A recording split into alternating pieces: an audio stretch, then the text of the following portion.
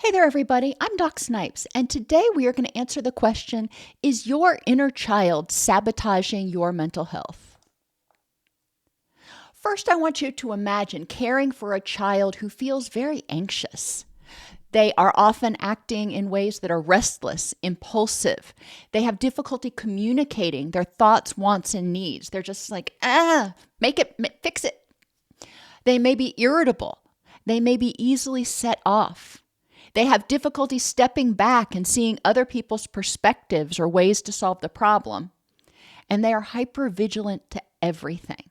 When we feel unsafe, we tend to be more aware of everything around us because we're trying to protect ourselves from threats. And that's called hypervigilance. When all of these things happen, it's exhausting.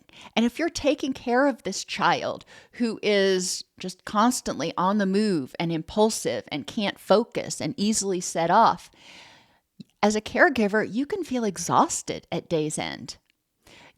Towards them, you may feel resentful, you may feel frustrated, you still love them, but you don't like the behaviors and you wish the behaviors could get under control. And then towards yourself, you may feel like you failed as a parent. You may feel like you're not able to control the situation. That child is you.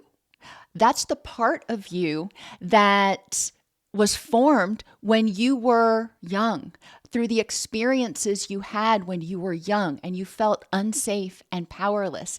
And there are things in the present moment that may be continuing to make you feel unsafe and powerless or trigger those feelings. Maybe you feel good most of the time, but there are certain things that trigger your inner child to come out, and they come out with a vengeance.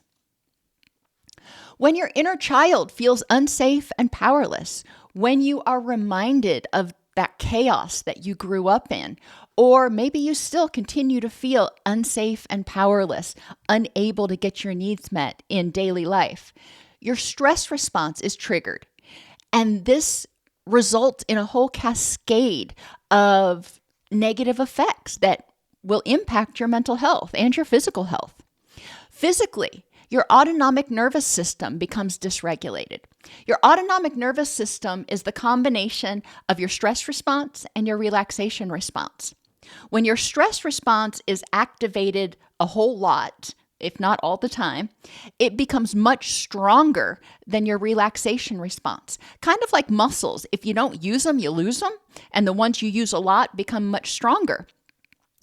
When that imbalance happens, then the rest and digest, the relaxation response, has a hard time turning down the stress response so you can get back to baseline after a stressful situation.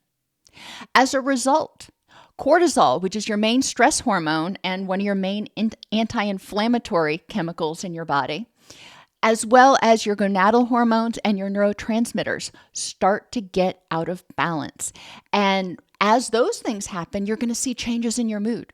There's just no way around it. You're going to see changes in your mood and your sex drive and your motivation and your ability to focus. All of those things are impacted by your hormones, your gonadal hormones like estrogen and testosterone, and your neurotransmitters. And when they are out of balance, your mood is going to suffer. We also see muscle tension. Well, it makes sense. If you're feeling unsafe and powerless, you're probably not going to be chilling on the beach somewhere. You're going to be a little tense. You're going to be kind of scanning and waiting for that next shoe to drop. All of this stress and this persistent cortisol causes systemic inflammation. That systemic inflammation causes inflammation in the brain, which is part of the system, and can cause you to actually start losing brain cells. It can become very toxic, and that again will increase the stress response even more and cause the neurotransmitters to get out of balance.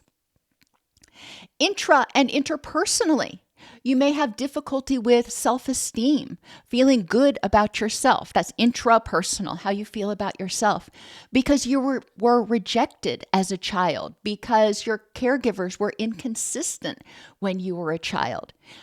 You may not feel like you are efficacious, as they say. You might not feel competent because you were criticized a lot as a child. So you may not feel powerful. You may not feel empowered to keep yourself safe. As a child, you couldn't. A 5-year-old can't keep themselves safe. A 25-year-old has much better tools and much more resources. They can keep themselves safe. But it's important to understand that you still have the memories of that child who felt lost, who felt alone, who felt scared, that can get triggered and make you question yourself and question whether you ever became competent.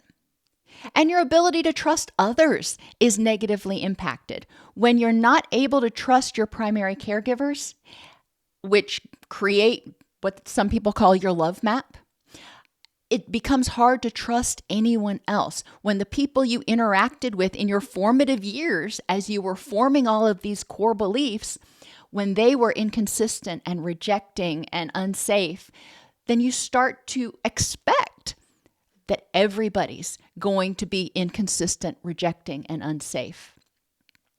Emotionally, you may experience a lot of distressful emotions like anger and depression and anxiety. And you also may experience what we call dysregulation. And that is when you experience a feeling, you go from flat to furious or flat to frantic, like that. There is no middle ground. There is no kind of irritated. You are either not feeling much or you are furious with what's going on. And that, again, is the result of that nervous system becoming dysregulated. And the rest and digest, the relaxation part of your nervous system getting too weak. One of the things we do in inner child work is help the person differentiate between what's going on right now and what they can control in the present versus what memories are being triggered, so they can separate and understand this is reminding me of a time when I felt unsafe. However, right now I am safe. Once they recognize they're safe, then they can use what we call distress tolerance skills to downregulate, to turn on, if you will, that relaxation response and turn down the stress response. During this process, during this healing process, it's essentially like forcing yourself to do a manual override because your stress response is not automatically clicking off when the stressor's passed because you're constantly looking for stressors. So in inner child work, strengthening that vagus nerve, strengthening your vagal tone and your relaxation response is really important. Cognitively, when you feel unsafe, when you feel powerless, people tend to be more rigid in their beliefs. This is the way I see it. This must be the way it is. It's harder to take multiple perspectives when we're stressed. Again, it makes sense when you look at the neuroscience behind it. When you are in fight or flight, when you're in that stress response, your brain's saying, I don't have time to think about all the permutations right now. I just need to get the heck out of here. When you are feeling calm, then you can access all the stuff in the prefrontal cortex and all those good thinking neurons that are up there and evaluate beliefs.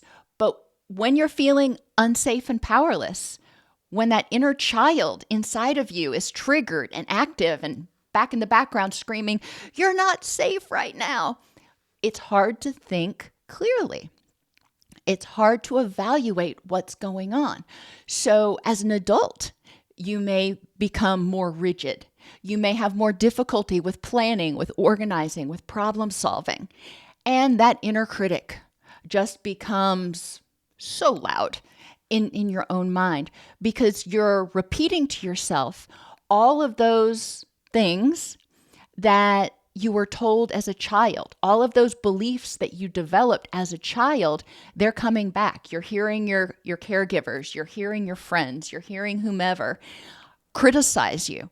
And then that can make you start feeling in the present, feeling unsafe, powerless, stupid, whatever word or situation is appropriate. And again, it's important to separate. This reminds me of this time in my past when all this stuff happened. And yes, I was powerless. And I'm not powerless anymore. And these are my beliefs in the present. And environmental triggers are often more prominent for you when you're under stress. When you're feeling stressed, your body naturally pays attention to the threats. It says, okay, you're stressed, so we need to make sure that nothing else happens. We need to stay on high alert. When you're calm, when you're not stressed, when you're relaxed, your body's paying attention to more things that are out there, the good, the bad, whatever. But when you're on high alert, then you're scanning. You're like the soldier in the foxhole. And again, that's exhausting. It makes it difficult for you to get good quality sleep. And it's hard to relax when you've got muscle tension. It's hard to relax when you're hypervigilant. When you have poor quality sleep, it impacts your mood. It impacts your ability to control your thoughts, and it impacts your ability to problem solve. Until you can turn off your autopilot, turn off that inner child that jumps into action every time you feel triggered, until you can turn off that autopilot and recognize those feelings, thoughts, and reactions as artifacts of a traumatic past, and that you are safe and empowered in the present, you're going to maintain the anxiety, anger, depression, guilt, difficulty focusing, ADHD type symptoms that you developed over the years. Many people find it beneficial to respond to their younger selves as a healthy, supportive caregiver would. Envisioning when you start feeling like that little child that was terrified when your dad would come home and start screaming. Okay.